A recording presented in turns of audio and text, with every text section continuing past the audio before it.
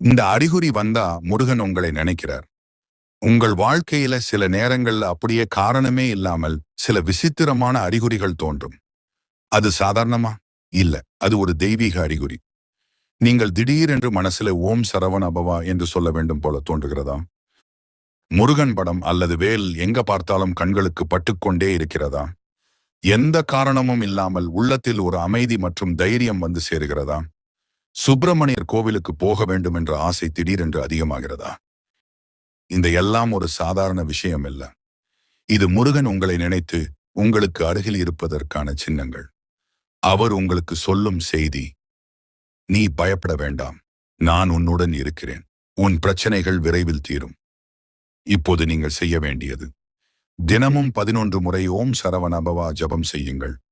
ஒரு சிவப்பு மலர் வைத்து முருகனை நினைத்து பிரார்த்தனை செய்யுங்கள். உங்கள் மனதை நம்பிக்கையால்